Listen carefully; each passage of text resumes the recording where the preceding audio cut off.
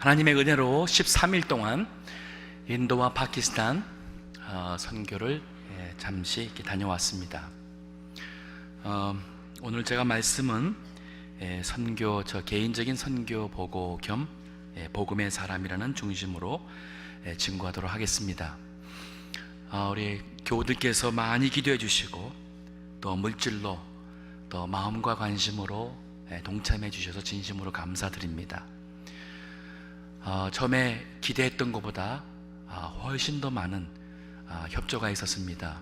그래서 처음에 예상했던 200권 외에 100권을 더해서 300권 성경책을 인도에서 전달했고, 또 2000권 찬송가, 그리고 자전거 5대, 그리고 재봉틀은 처음에 계획한 것은 5개였는데 15대 전달을 했습니다. 그 생활이 안 되는 마을에 있는 교역자, 사모, 혹은 남편이 일찍 떠나서 생활을 어려움을 겪는 혼자 사는, 혼자 자녀들을 돌보는 어머니들에게 전달을 하고 있습니다.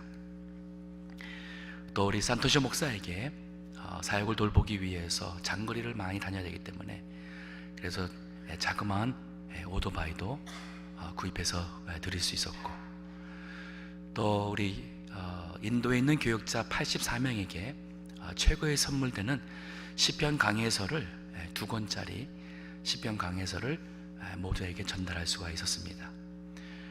너무 감사했고 기뻐했고, 그리고 그들에게 필요한 프로젝터와 또 이동할 수 있는 포러블 스피커, 마이크 시스템도 우리가 여기서는 사실 별거 아닌데 준비해 가가지고 전달해 드렸습니다.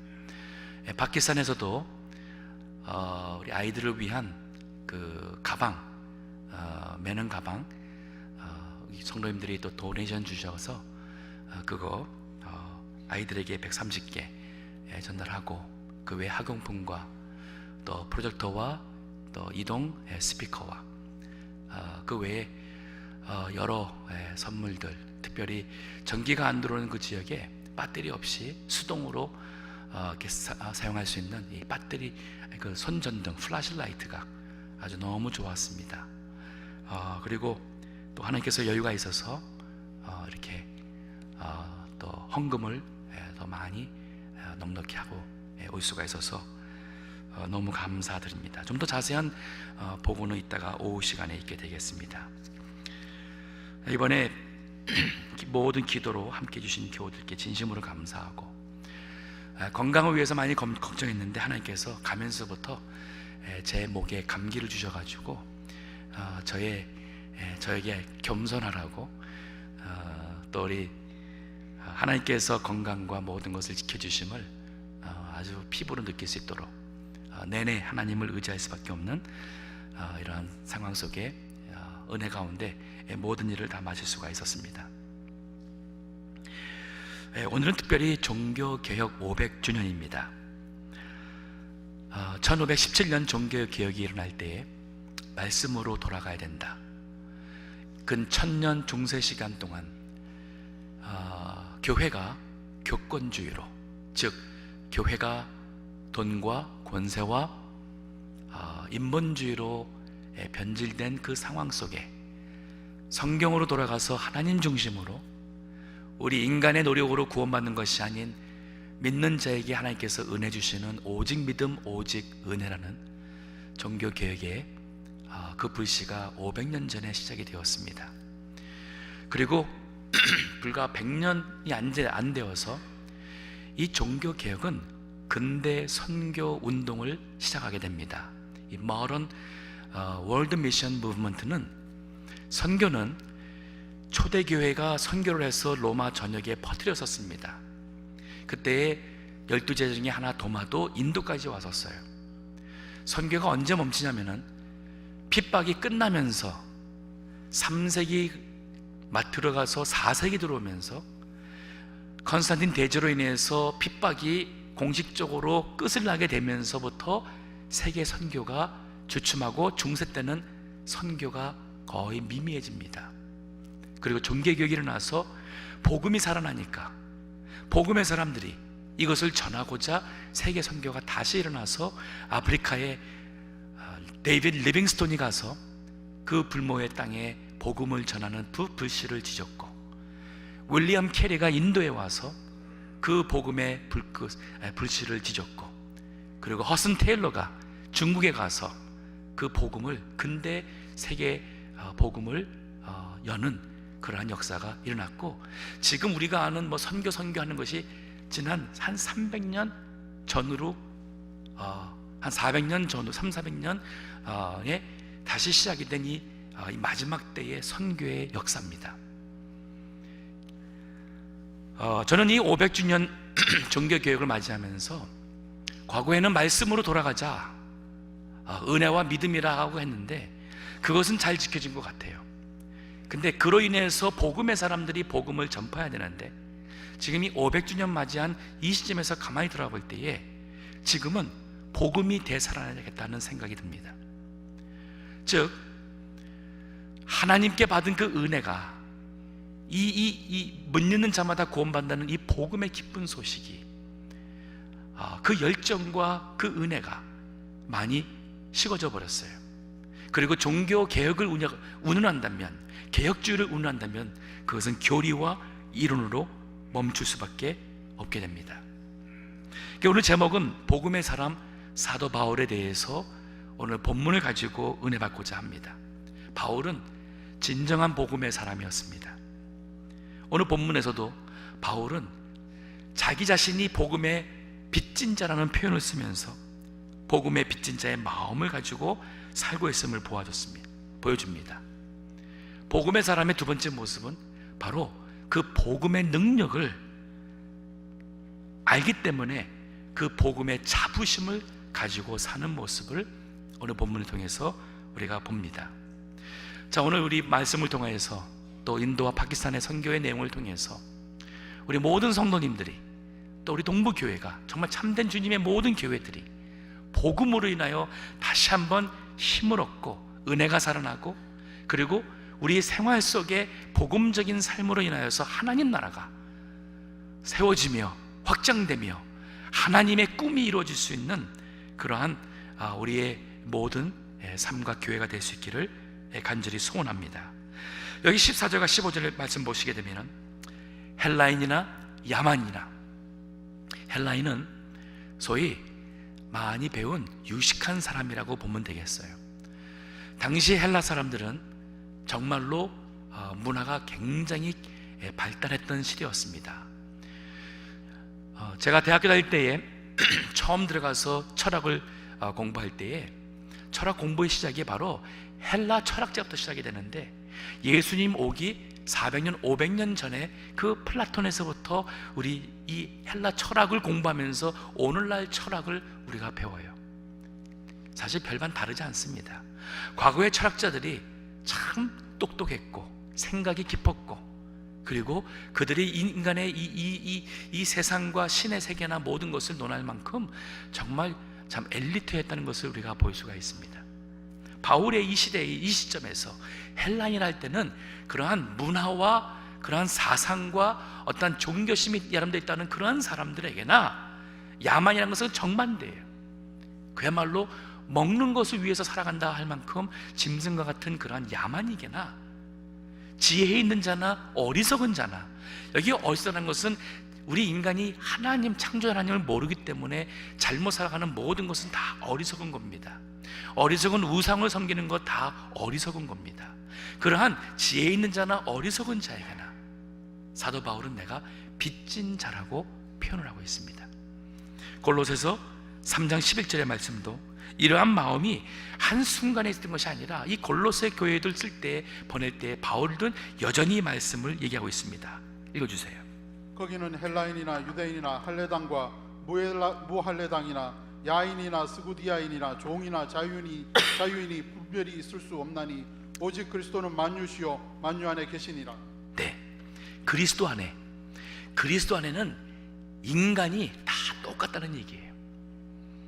많이 배웠다는 헬라인이나 여기 야만인이나 혹은 스구디아인 같은다면은, 지금으로 말한다면은 아주 천한 사람들, 더럽고 추접하고 정말 이 야만적인 사람들, 그러한 사람들까지도 자유를 가진 사람이나 자유가 없는 노예나 모든 사람들이 그리스도 안에서는 다 하나라 그랬어요.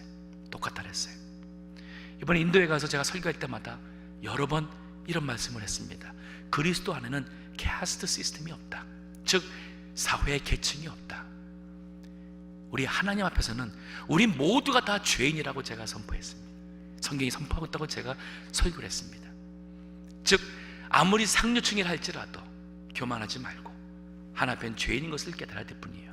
그러나 아무리 천민이라 할지라도 그 천민이고 세상에 소망이 없는 사람이라 할지라도 그리스도 안에서는 하나라는 것은 존귀하게 하나님의 지음을 받은 그러한 사람이라는 것을 성경 말씀에 의존하여 강조했습니다. 여기 다 마찬가지입니다. 우리 세상적으로는 좋은 대학 나오신 분도 있겠고 아니면은 교육을 제대로 못 받으신 분도 있을 줄 압니다. 더 많이 가진 분도 아니면은 부족함을 느끼는 분도 있을 겁니다.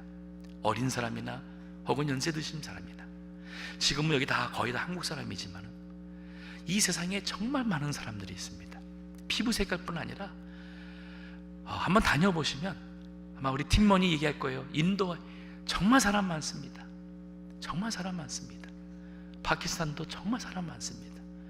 그 많은 사람들이 아마 우리가 길 가면서 봤던 그 많은 사람들의 거의 대부분의 사람들은 죽는다면 천국 가지 못할 지옥 갈 수밖에 없는 그러한 죄 아래에 있는 사람들일 것입니다.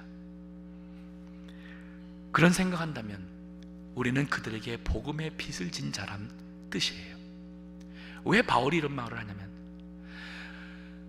하나님께 받은 이 구원을 생각할 때 이 구원이 너무 감사한 거예요. 바울이 예수 믿기 전에는 자기 자신이 정말 잘난 줄 알아서 교만하게, 그래서 믿는 사람들을 핍박했고 교회를 문 닫게 했고, 그리고 스데반을 돌로 쳐 죽일 때에 주동자로서 앞장섰던 사람이었습니다. 그는 정말 하나님을 잘 믿는다고 하면서 이렇게 예수 그리스도와 하나님을 대적했던 사람이에요. 그러한 바울에게도 하나님은 똑같은 은혜를 주셔서 바울로 하여금 회개하여 예수님을 믿게 했고, 그뿐 아니라 바울을 하나님의 종으로 들어쓰시니 바울이 너무 그 은혜가 큰 거예요. 이거 우리 바울이 예수 믿기까지 뭔가 진짜 하나님 앞에 구원받을 만한 무슨 큰 헌금을 했다든지, 그만큼 무슨 종교 불교 표현을 쓴다면은 업보를 이루었다든지, 우리 세상적으로 진짜 무슨 선행을 했다든지, 그래서 참 저 사람은 구원받을 만해서 한 게 아니라 철저하게 하나님을 거역하고 교만하고 자기 스스로가 잘난 줄 살았던 그 바울인데 하나님은 그에게 은혜를 베푸셔서 그 완악한 마음을 하나님께서 깨트리시고 예수 믿고 회개하여 주의 일을 하게 했어요. 바울이 생각해 볼 때 내가 이전에는 핍박하는 사람이었는데, 나는 포악한 사람이었는데, 그런데 왜 하나님의 나에게 이렇게 은혜를 주시는가? 하나님의 은혜를 깨달으면 깨달을수록 우리는 내가 얼마나 큰 죄인인 것을 알 것입니다. 그럴 때 그 하나님의 은혜가 감사하니 내가 어떻게 살면 하나님의 은혜를 갚을 수가 있을까? 그건 딱 하나예요. 하나님의 심정으로 이 세상을 보며 살면 되는 겁니다. 하나님께서는 이 세상을 볼 때에 세상을 이처럼 사랑하사 독생자를 주셨습니다. 아마 지금 우리가 사는 여기 있는 많은 분들은 그렇습니다. 저도 이번에 선교지 가면서 다시 그러한 정말 잠시 이렇게 좀 여기 이 선진국의 참 이 생활 속에서 많이 참 이 많은 세상에 있는 사람들에 대해서 좀 잊고 살은 면도 없잖아 있었지만은, 전 이 줄 돌면서 정말 이 세상에는 죄 가운데 영적 어두움 속에 사탄과 마귀의 모든 속임 속에 우상을 섬기고 헛된 신 앞에 절하며 헛되게 사는 사람들이 정말 많습니다. 불쌍한 영혼들이 정말 많습니다. 근데 이것을 가장 불쌍히 여기는 분은 하나님이세요. 사람이 아닙니다. 그래서 하나님께서 이 죄인들을 구원하시기 위해 독생자 예수를 보내주셨습니다. 예수 그리스도는 하나님의 아들됨에도 불구하고 우리 죄를 위하여 십자가에 죽으셨습니다. 그러나 우리를 구원하실 수 있는 구세주됨을 보여주기 위해서 죽음에서 부활하심으로 누구든지 저를 믿는 자는 멸망치 않고 영생을 얻는다는 이 복음의 메시지를 주었고, 주 예수를 믿으라, 그러면 너와 내 집에 구원을 얻겠다는 이 말씀으로 지금까지 이 세상의 많은 교회와 그리스도인들이 있게 된 것입니다. 이게 하나님의 마음이에요. 하나님은 정말 이 세상을 사랑하시고 구원받지 못한 이 세상의 많은 사람들을 사랑하십니다. 인도의 양론에 방문하신 기회가 있었습니다. 정부에서 운영하는 양론이 아니에요. 미국 같은 그런 혜택이 없습니다. 노년에 아프니까 천민들이 병원에 갈 돈도 없습니다.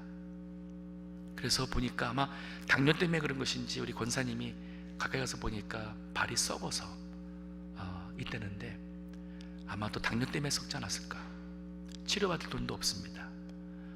어디 가서 있을 데가 없으니까 양로원에서 갔는데 그냥 어떤 빈 공간에 천막을 쳐놓고서는 거기 아래 그냥 땅에다가, 맨 땅에다가 소위 말하는 간이 침대죠. 간이 침대 같은 게 좀 놓여 있고 거기에 노인들이 누워 계셨고, 그들을 불쌍히 여기는, 그러한 분들을 불쌍히 여기는 어떠한 제가 볼 땐 그분도 이제는 노인인 것 같아요. 60은 넘은 어떤 할머니 한 분이 어떻게 어디 가서 얻기도 하고 동정하기도 해서 그들을 먹이고 그들의 노년에 함께 하신다고 해요. 그들을 위해서 기도해 주시고 하신다고 합니다. 정말 이 세상에 불쌍한 사람들 많습니다. 그러나 하나님은 그러한 영혼들도 사랑하시고, 인도에나 파키스탄에 가나 어느 나라에 가나 어린아이들, 정말 눈빛은 맑고 참 초롱초롱합니다. 그 아이들 교육을 못 받아서 그렇지, 이 세상에 우리 미국에 같은 그런 혜택을 못 받아서 그렇지, 사실은 다 무한한 잠재력이 있는 그 아이들 이 세상에 참 많습니다. 그 아이들에게 복음을 전하니까 이 아이들이 예수님을 믿고 성경 말씀을 보고 암송을 하는 거예요. 이번에 그 파키스탄 창세국제학교에 성경 암송을 했다는 소식을 제가 늘 들었어요. 근데 이제 아이들이 처음에 오게 되면은 올해 본인 스스로가 정하는 거, 올해는 내가 몇 절을 외겠다, 그 다음에는 내가 이제 몇 절을 외겠다 해서 온 게 지금 지난 한 10년 가까이 돼서 가장 오래된 아이들이 16살 애가 600절을 외고 있고, 17살 애가 800절을 외웠고, 그리고 18살 낸 이제 고등학교 졸업한 학생은 1000절을 외요. 그 제가 확인하고 싶어서 먼저 600절을 낸 애를 시켰는데 35분 동안 영어가 아니니까 제 귀에는 그냥 하는데 35분 동안 600절을 외우고 있어요. 그 앞에 있는 하나가 다 확인해 가면서, 다 보는 것은 자기가 적은 그 절수를 봐가면서 그거를 몇 절 그것만 보고 하면서 35분 동안 600절을 암송했는데 800절, 1000절 외겠다고 서 있는 걸 제가 안 외도 내가 믿겠다고 우리 같이 사진이나 찍자고 우선 기념사진 찍고 왔습니다. 그 아이들이 이제 그 파키스탄의 사회 속에서 예수님의 제자로, 이 복음의 사람으로 살아가게 될 것입니다. 우리는 빚진 자입니다. 복음의 빚진 자. 우리가 공부를 해도 그렇고 직장생활에서 돈을 벌어도 그렇고, 결국 이거 가지고 하나님께서 우리에게 주시는 복이 우리가 이렇게 좀 편안하게 살고 사람들에게 사회에서 인정받고 권세를 누리고, 그래서 우리의 행복하게 사는 것이 하나님의 관심이라 생각한다면 잘못된 것이에요. 아닙니다. 하나님의 관심은 영혼 살리는 거예요. 그래서 하나님의 사람들에게 복을 주셔서 그 복을 가지고 하나님과 같은 마음으로 이 세상에 아직도 구원받지 못한 많은 불쌍한 영혼들, 그들 구원하라는 겁니다. 그들과 받은 우리가 받은 이 축복을, 우리에게 주신 하나님의 그 모든 축복을 그들에게도 나눠서 그들도 그 기쁨을 알고 하나님의 사랑을 그들도 느끼게 하라는 거예요. 그래서 하나님께서는 저에게 은혜와 복을 주셨어요. 바울은 예수 믿기 전에 그가 받은 복이 있었습니다. 바리새인으로 자라가지고 성경을 알았습니다. 부모님을 잘 만나가지고 이 베냐민이라는 아주 좋은 지파 출신으로 태어났습니다. 8일 만에 참 할례를 받고 어려서도 율법 훈련을 받아가지고 정말 박식하고 유능하고 그 율법을 지켜서 그가 생각할 때는 흠이 없다고 생각할 만큼 그는 40이라는 세월을 그렇게 살아온 사람이에요. 그런데 그리스도를 만나고 보니까, 하나님의 은혜를 받고 보니까 그 모든 게 다 너무 부끄럽고, 아니 부끄럽다 못해서 오히려 그것 때문에 내가 하나님의 은혜를 모르고 살았으니, 그것 때문에 내가 그저 내 잘난 줄 알고 살았으니, 바울은 그것을 배설물로 여긴다고 했어요. 배설물같이. 어쩌면 우리가 지금 너무 잘 살기 때문에 하나님의 은혜가 귀한지를 모르고 살고, 우리가 너무 편하게 살기 때문에 우리는 우리가 얼만큼 하나님 앞에 부족한 죄인인지를 모르고 산지도 몰라요. 복음의 사람은 이 하나님의 은혜가 내 마음에 너무 크니까, 무슨 은혜예요? 나 같은 자를 구원해 주신 하나님의 구원의 은혜가 너무 큰 거예요. 나 같은 자를 사랑해 주신 하나님의 은혜가, 사랑이 너무 감사한 거예요. 나 같은 자에게 하나님의 자녀 삼아 주신 그 하나님의 이 천국에서의 영광을, 그 영생을 생각할 때 너무 고마운 거예요. 이게 너무 고마운, 이게 내가 내 행위가 아닌 나 같은 죄인에게 은혜를 베풀어 주셔서 성령께서 내 강팍한 마음을 깨트려서 예수 믿어 하나님의 자녀 삼아 주시고 일꾼 삼아 주었는데, 이건 100% 다 하나님의 은혜잖아요. 선물이잖아요. 이게 고마우니까 내가 어떻게 하면 하나님께 이 은혜를 좀 갚을 수 있을까? 이게 바로 은혜의 빚진 자의 마음으로 사는 겁니다. 전도는 여기서 시작하는 거예요.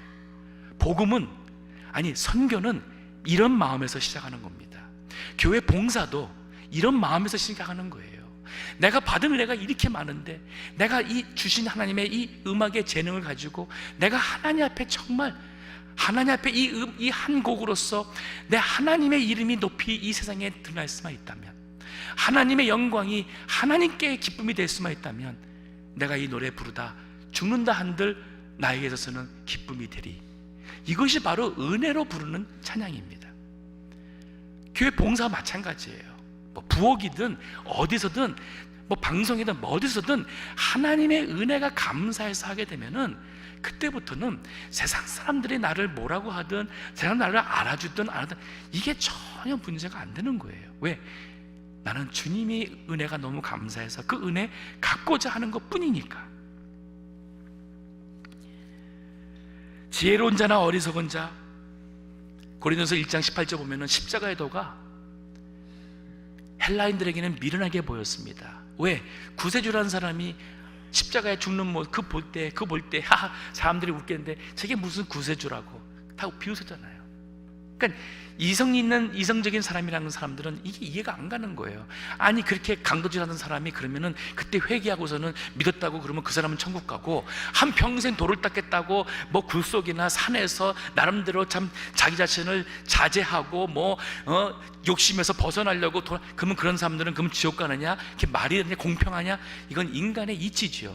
그러나 그들이 모르는 것은, 아무리 굴속에서 돌을 닦든 선행을 베풀든 그 사람들이 심판주 하나 앞에 얼마나 큰 죄인인 것을 모르기 때문에, 그러기 때문에 그런 거예요. 인간과 인간 비교할 때는 차이가 있습니다. 강도하고 그래도 종교적으로 도로도 사는 방은 차이가 큽니다. 그러나 비행기 타고 올라가면은 인간은 다 키가 누가 큰지 보이지도 않거니와, 아니 더 올라가면 인간도 보이지 않아요. 그 집하고 그냥 건물만 보이고 그냥 이런 거 보이지만, 더 올라가면 그나마 그것도 안 보입니다. 즉 하나님 보실 때 우리 인간의 의로운 것은 걸레처럼 냄새난다고 그랬어요. 아무것도 아닌 거예요. 이거를 모르기 때문에 복음을 모르는 거예요. 그런 사람들에게 하나님이 우리를 얼마나 사랑한지를, 나를 통하여서 하나님이 주신 그 은혜를 우리가 가서 전할 때에 그들이 그 복음을 받아서 예수 믿고 구원받는다면, 이것이 우리 인생에 할 수 있는 최고의 기쁜 일이에요. 그렇잖아요. 우리가 죽음 맞이할 때에, 이제 이 죽음 후에 과연 천국이냐 지옥이냐 할 때에, 그때 돈이 무슨 의미가 있습니까? 명문대학교가 무슨 의미가 있겠어요? 결국은 죽음 앞에서는 생명이냐 아니면 영원한 지옥이냐, 이거보다 문제 있는 게 없는 거예요. 그러니까 이 복음적으로 산다는 것은 바로 이것이 꼭 죽음 앞에 갔을 때야 깨닫고 그때 가서 무슨 뭐 참 그래도 우리가 진짜 한번 참 인간다운, 아니 정말 참 신앙인다운 그런 말을 하는 게 아니라 지금부터 이 하나님의 은혜의 그 빚진 자로서, 그 마음으로서 살아간다면 믿는 자에게 구원을 주시는 하나님의 능력인 것을 알게 됩니다. 바울은 로마에 있는 너에게도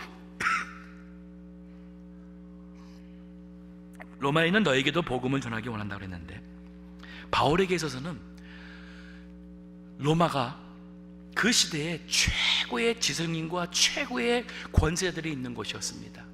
거기에는 이 세계를 다스리는 로마의 황제가 있는 곳이었습니다. 바울은 그 황제에게 복음 전하기를 원했어요. 아마 그것은 바울이 받은 소명일 것입니다. 사도행전 9장 15, 16절 읽어주세요.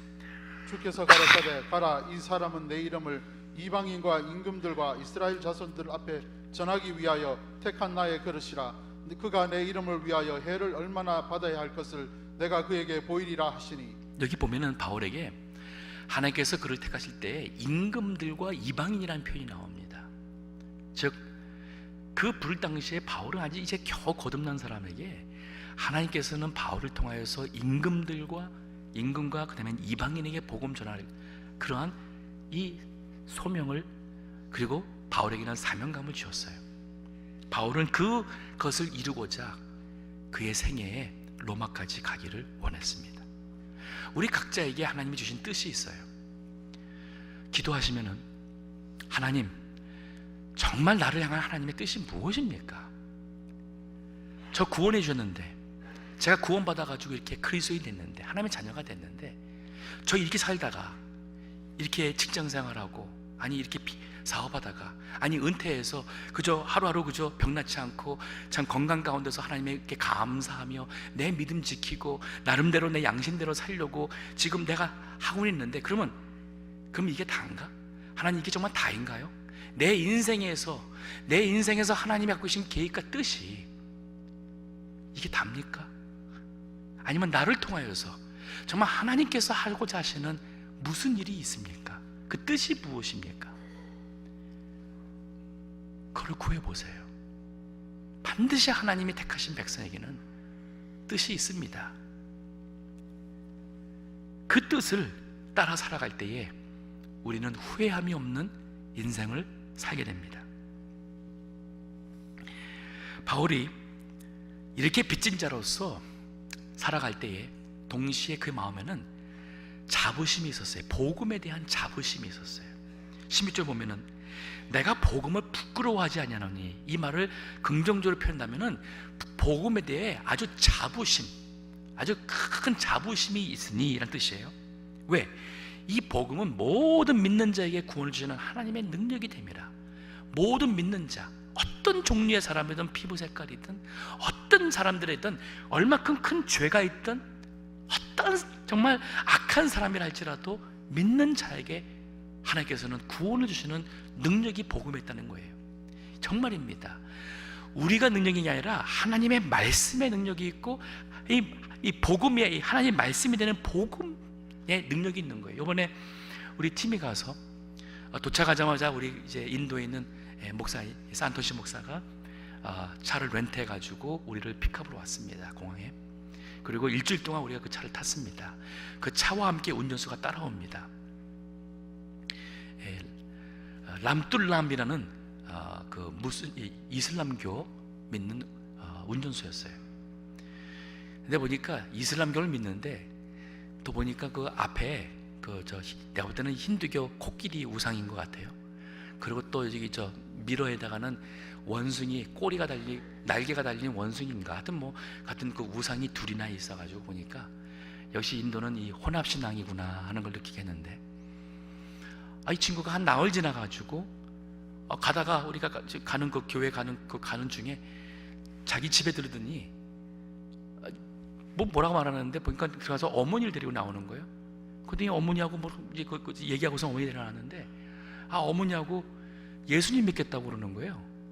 그래서 저희가 갑자기 차 안에 있다가 멍해서 아니 무슨 말인데 예수님 믿겠다는 거예요. 그래서 그 어머니도 막 눈물이 글썽여서 가면서 무서 이제는 가슴 이러면서 막 얘기하는데 하나 말은 안 통하니까, 또 그 저 운전수 뭐 맞으면은 이제 예수님 막 그러는 거예요. 그래서 그 저 통역에서 물어보니까 운전하면서 아마 이전에 많은 분들을 이렇게 했고 또 아마 있었던 것 같습니다. 근데 이번에 저희 따라다니면서 그 복음 집회나 예배 때마다 말씀을 다 듣고서는 자기가 복음을 듣고 예수를 믿기로 하겠다는 거예요. 그래서 너무 감사도 하고 너무 예기치 않은 일이라 가지고, 그래서 같이 기도해주고 예수 영접하는 기도해주고 주일날 교회 나오라고 했어요. 그래서 어머니랑 같이 나오라 했더니만은 주일날 어머니하고, 근데 그날도 데려가 나와서는 예수 믿게 했는데 본인하고 어머니하고 큰아들하고 둘째 아들까지 주일날 데리고 교회 나왔어요. 그러고서는 예배 드리고 친교하고 다음 주도 이제 나오도록 거기 목사님께 부탁하고 계획했는데, 저희가 한 게 뭐가 있습니까? 저 봐서 복음 전한 것밖에 없어요. 근데 엉뚱하게 복음 들은 사람이 여러 번 듣고서는 예수 믿겠다고 본인이 한 거예요. 우리가 왜 전도를 못하느냐? 하나님의 이 정말 하나 앞에 이 하나님의 말씀, 예수 그리스도를 믿으면 구원받는 이 복음에 대한 우리가 이 말과 행동 속에서 그들에게 전달이 안 된 거예요. 저는 우리 선교팀이 다니면서 그 운전수에게 좋은 성도들의 모습을 보여준 것 같아요. 말만 들은 거 아니죠. 아마 우리가 참 보이지 않게 베풀었던 작은 어떤 그런 선행이랄까, 모든 것들이 그의 마음을 열게 하지 않았을까 생각이 듭니다. 사도 바울은 바로 이 복음은 모든 믿는 자에게 구원을 주시는 하나님의 능력이 된다. 이 능력이라는 이 단어가 헬라어로 두나미스, 영어로 여기서 파생된 단어가 다이나마이트, 즉 폭발력 있는 그러한 능력을 말하고 있어요. 우리가 갖고 있는 힘이 요만큼인 것 같지만 하나님께서는 그걸 가지고 우리가 생각하지 못한 더 엄청난 일을 한다는 겁니다.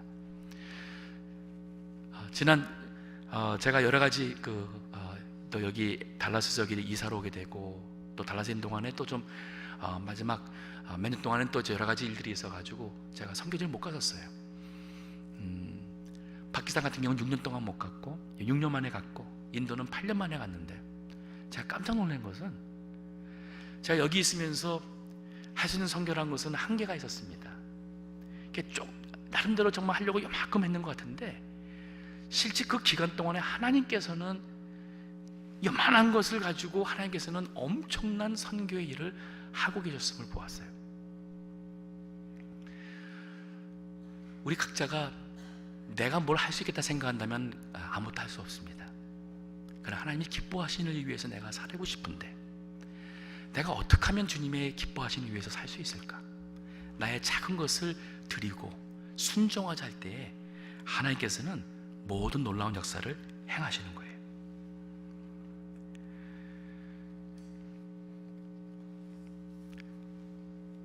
사도행전 16장 31절 보면은 바울이 빌립보 감옥에 있는 간수에게 주 예수를 믿으라, 그러면 너와 내 집이 구원 온다는 말씀이 나오죠. 그 말씀이 지금 이런 무슬림권이나 힌두교권이나 이런 데서는 이 말씀이 이해가 가요. 거기서는 집안에서 가장이 되는 아버지가 예수 믿으면 아내나 아이들은 저절로 믿게 돼 있더라고요. 그리고 아버지가 믿지 않는데 아내나 자녀들이 믿게 될 때는 그것이 핍박의 큰 어려움이 돼요. 이번에 그 운전수 같은 경우가 바로 그거였어요. 어떤 지역 같은 경우는 그 마을에 가가지고 그 마을에 소위 인디안에서는 추장이라 그러는데, 마을에 가장 어른 되는 사람이 예수를 믿으니까 거기 있던 수백 명 사람들한테 그 추장이 이제부터 우리 마을은 예수 믿는 사람 우리만 하면서 하니까 모든 사람들이 다 예수 믿는 그런 역사도 일하는 일도 있었습니다. 그러니까 우리 인간이 상상할 수 없는 복음의 능력이 나타나고 있어요. 첫째는 유대인들에게요, 또한 할라인에게라는 말이 있습니다. 사도행전 1장 8절에는 예수님께서 예루살렘과 온 유대와 사마리아와 땅까지 이르러 내주인대를 하셨는데, 여기 사도 바울의 입장에서는, 즉 유대인의 입장에서는 먼저는 유대인에게 복음을 전하는 것이 자연스러운 것이지요. 그러나 자기와 피부와 언어가 다른 헬라인에게까지도 이 복음이 똑같은 하나님의 능력이 된다는 그 말씀이 됩니다. 우리 한국 사람들에게는 이북 선교가 우리의 기도 제목이 되어야 되고, 우리 동부교회 저의 전임 되신 고 이영규 목사님께서 이북 선교에 대한 꿈과 기도를 가지고 사셨지만 그것이 아직 이루어지지 않았어요. 저는 하나님께서 그 뜻을 이루어줄 수 있는 그날이 오게 되기를 기도하고 있고, 그때는 우리 동부교회가 순종을 해야 됩니다. 이게 성경적으로 맞아요. 바울도 그랬습니다. 첫째는 유대인에게요. 예수님이 혈통적으로 유대인에게 나왔기 때문에 먼저 유대인들이 복음을 받아야 되고, 먼저 유대인들이 복음을 가지고 전파를 해야 되는 것이 우선적인 의무와 책임이에요. 우리 한국 교회를 위해서, 또 우리 이민교회이기 때문에 이 LA 지역에서 우리 코리안 아메리칸을 위해서, 우리의 자녀를 위해서 우리가 책임을 지고 이 복음적인 교회로 우리가 이 아는 사람들에게 이 복음의 영향과 복음의 능력으로 그들도 예수를 믿어 구원받게 하는 이 일을 우리가 해야 됩니다. 우리 주변에 타민족이 많습니다. 그 사람들에게도 복음 전해야 됩니다. 이 LA 지역에는 세계의 모든 나라의 민족들이 다 있습니다. 우리가 직접 가서도 하지만은 여기 있는 사람들을 위해서도 기도하고, 이웃에 있는 다민족에게도 복음을 전할 수 있는 그런 우리 마음을 갖는 우리 동부교회 성도님들이 돼야 됩니다. 인도에서 마지막 이틀 동안은 우리 거기 있는 이제 현지 선교에 있는 84명의 교육자들에게 제가 목회자 세미나를 했는데, 제가 그들에게 했던 많은 얘기 중에서 두 가지 얘기를 한 것이 있습니다. 복음이 예루살렘과 온 유대, 사마리아. 유대인들에게 있어서는 사마리아는 아주 원수지간이었어요. 어떻게 보면 혈통적으로는 섞인 사람들인데도 비슷한 사람들인데 원수지간이에요. 인도 사람들하고 파키스탄 사람들은 원래는 같은 민족이었는데, 근데 종교적인 것 때문에 갈라지고 나서는 아주 원수 중에 원수예요. 그래서 제가 그들에게 그랬어요. 파키스탄 선교를 당신네들이 해야 된다. 성경적으로 가깝지 않느냐? 가깝거든요. 인도와 파키스탄은 국경을 접하고 있어요. 우리가 이번에 창세기자 세운데도 사실 인도와 국경에 있는 사막에 있는 그 지역입니다. 그 파키스탄 그 바쪽인 쪽으로는 약 150만 명이 있는 사막에 교회가 하나도 없고, 거기서 좀 더 떨어진 우마르코시라는 도심지, 그리고 그 주변에도 한 50명에까지 아무 교회가 복음이 전혀 들어가지 않은, 15년 전만 해도 전혀 들어가지 않은 지역이었었어요. 근데 지금 그 지역에 우리 한국 사람들의 선교사가 들어가가지고 창세국제를 통해서 지금 한까지 한 150여 명의 학생들이 예수님을 믿는 제자로 성장을 했고, 성경 말씀을 가지고 이 아이들 중에서는 벌써 졸업을 해가지고 학교의 선생으로 돌아왔고, 그 다음에 사잔이라는 학생은 대학교까지 가서 4년을 마치고 직장생활을 할 수 있는데, 그 받은 은혜를 이 창세국제를 통해서 예수님을 믿게 되었고, 그리고 받은 은혜를 되갚겠다고 1년 동안 봉사를 하고 있어요. 그 봉사가 뭐냐면은 자기가 자랐던 그 사막에 있는 마을에 가서 거기에 있는 마을에 있는 아이들, 학교를 안 가는 아이들에게 무료로 선생으로 지금 학교를 운영하고 있습니다. 우리 팀이 이번에 거기 갔었어요. 깜짝 놀랐습니다. 학생이 한 4, 50명이 있더라고요. 시작한 지가 얼마 안 되거든요. 그냥 요만한 그냥 시멘트로 막혀 있는 방이에요. 그것도 원래는 우리가 이제 그 마을 학교 처음에 시작하기는 그냥 나무 밑에서 시작을 하고 건물지 않기로 했기 때문에 돈 투자를 안 하기로 했는데, 그 학교가 원래 오래전에 정부에서 학교라고 진 건물이랍니다. 요만한 시멘트 건물인데 선생도 없고 선생도 안 보내주고, 그래서 그냥 그 건물을 쓰고 있어요. 거기에 아이들이 바닥에서 그냥 바닥에 앉아가지고 이렇게 칠판 같은 거 하나씩 갖고서는 보니까 거기다가 분필로 이렇게 수학 1 더하기 2 하면 이렇게 지우고서는 또 손으로 지우고, 그러니까 종이가 없으니까 연필도 없고, 그러면서 하는 학교의 1년 봉사하고 있습니다. 근데 거기에서 하나님이 큰 비전을 줬어요. 아, 이거구나.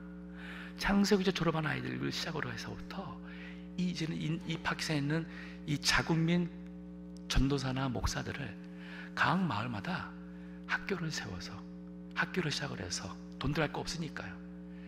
시작해서 거기에서 아이들을 글을 가르쳐서 걔네들을 성경 읽게 하고, 그리고 앞으로 10년, 20년 후면은 걔네들로부터 이게 폭발적으로 크리스찬들이 일어나는 역사가 일어나겠어요. 그 사잔 한 사람을 파송하는데 1년 동안은 봉사를 하는데 보니까 먹고 살아야 하잖아요.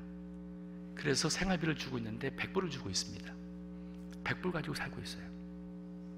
앞으로 일을 위해서 아직 결혼하는 독신이라면 100불이면 되고, 가정이 있을 경우에는 200불이면 그 한 교역자를 서포트하면서 한 마을의 학교를 운영하게 되는 거예요. 우리 할 일 참 많습니다. 이번에 파키스탄에서 참 귀한 분을 만났습니다. 윌체어를 타신 한 60대 되신 목사님이셨어요. 손과 발이 다 이렇게 오그라졌습니다. 근데 뇌하고 음성은 살아있습니다. 이분이 목사이면서 2개 학교를 운영하고 있어요. 한 400명의 학생인데 제가 물어봤습니다. 무슨 학교냐 했더니 크리스천 학교래요.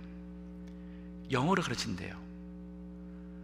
그럼 그 아이들이 어떤 종교 아이들이냐 했더니 크리스천 자녀들입니다. 왜 그러면 그렇게 하느냐 했더니 파키스탄에는 크리스천들이 워낙 이렇게 무슬림 사람들한테 밀려 살다 보니까 직장도 제대로 못 받는 경우도 많고, 사업도 그렇고, 그러다 보니까 돈이 없고 가난하고, 그러다 보니까 아이들 교육을 못 시켜서 크리스천 아이들이 글을 못 읽는 아이들이 너무 많고 교육법만 안 많다는 거예요. 그러니까 이분은 자기 파키스탄 목사로서 그 파키스탄의 미래를 복음화를 위해서 할 수 있는 것은 자기네 크리스천 아이들을 교육시켜야 된다는 것을 장애 갖고 있는 분이 이거를 가지고 여기에 혼혈을 갖고 하는 거예요. 정말 그렇다. 우리는 외부에서 우리는 그저 선교한다 해서 우리는 갔는데, 진짜 거기 있는 크리스찬들이 이렇게 열악한 상황 속에서 살고 있고 그 아이들이 학교를 못 가고 있구나.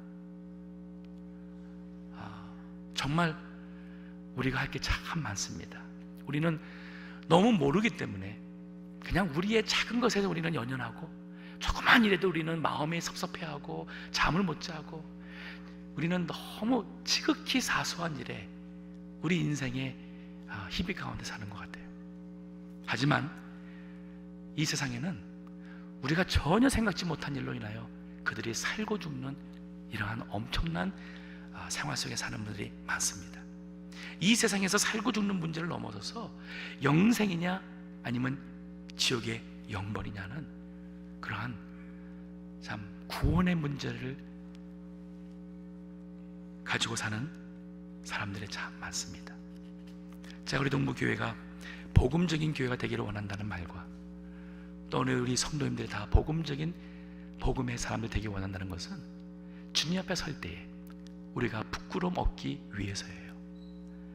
나 믿음 잘 지키고 집에서 내 기도 시간에 기도하고 나름대로 내 성경 보고 내 양심적으로 산다고 한다 해서 하나님이 나를 정말 기뻐하신다고 생각하신다면 아직 부족한 거 많습니다.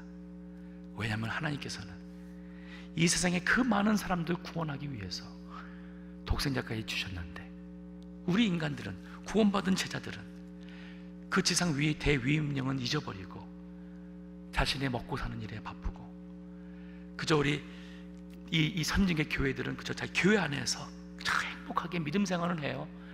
행복하게 예배 생활을 합니다. 그 교회 안에서 봉사도 열심히 해서 나름대로 만족도 있습니다. 근데 교회라는 이 복음이 교회라는 이 울타리를 넘지 못한다면 그 교회는 복음의 생명력이 죽어가는 교회예요. 교회가 선교하는 것은 선택의 문제가 아니라 하나님께서 선교하기 위해서 교회를 세우셨던 교회의 본질의 목적입니다. 우리 동부교회가 복음을 전하는 교회. 비록 우리 교회가 지교회는 여기 LA에 있지만은, 그러나 우리 교회가 존재함으로써 우리 니카라과에 파키스탄에, 인도에, 앞으로 북한에, 또 많은 곳에 우리와 같은 신앙과 우리와 같은 믿음과 같은 소망 가지고 살아가는 많은 사람들이 있다는 사실을 우리가 생각한다면 우리 교회가 이 세상에 있음으로써 얼마나 귀한 존재라는 자부심을 우리가 갖게 될 것입니다. 마지막으로 우리 그 인도에서 그 주일날 성찬 예식을 했습니다. 근데 우리 인도에 가면은 찬송가가 잘 모르는 것만 있는데 성찬 예식할 때 그들이 190장을 부르는 거예요. 샘물과 같은 보혈은 임마누엘 피로다. 이 샘의 피를 씻으면 정하게 되겠네. 그래서 성찬 예식하면서 이 복음의 메시지의 그 190장을 부르는 거예요. 우리 선교팀이 같이 부르면서 아마 어떤 분은 막 눈물 났다고도 하고 그랬는데, 같은 믿음을 가지고 신앙생활하는 성도들이 많이 있습니다. 이제 우리 기도가 좀 넓어지고 관심이 좀 넓어지고, 그래서 우리 교회가 많은 영혼을 살리는 복음의 교회, 우리 복음의 성도님들 다 되시기를 간절히 축원합니다. 기도하겠습니다.